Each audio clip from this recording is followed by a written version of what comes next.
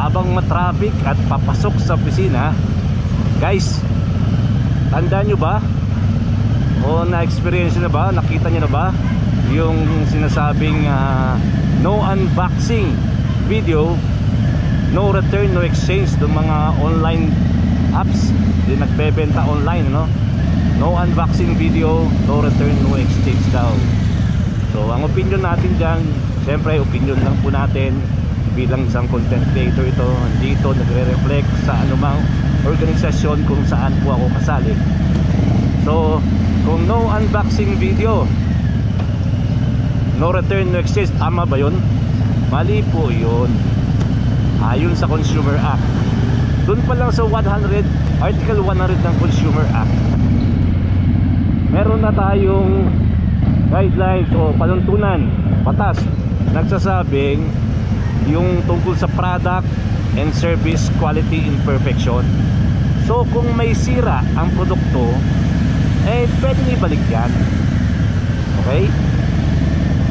Ngunit hindi po tamang rason na ibalik ang isang produkto na bili man online or sa physical store kung ito ay change of mind. Siyempre, hindi naman pwedeng malugi yung mga nagbebenta, di ba? Change of mind ka, di ba? So mamaya separate din po yan na discussion, ano? Dito lang po tayo kung bakit bawal ang no unboxing video, no return, no exchange. Okay? So ang sinabi ko pong basehan ay isa dyan ay ang Article 100 ng Consumer Act of the Philippines.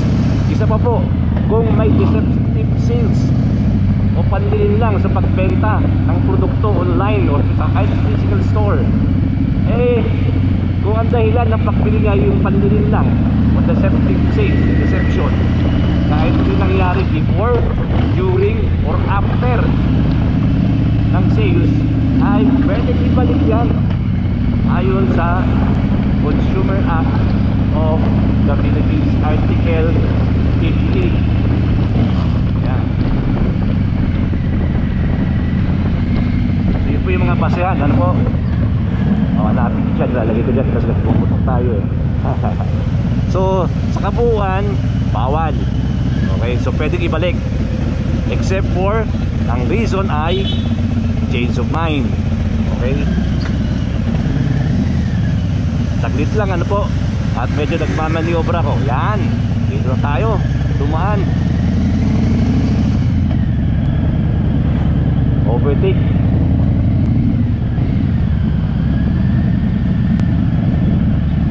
So yung may mga katanungan pa po, pwede po kayo mag-follow sa aking Facebook at pwede nyo ko i-message.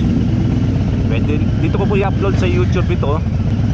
At pwede rin po sa TikTok mag-message or sa Instagram. So the same lang din po ang aking channel name, ano? Attorney Jen.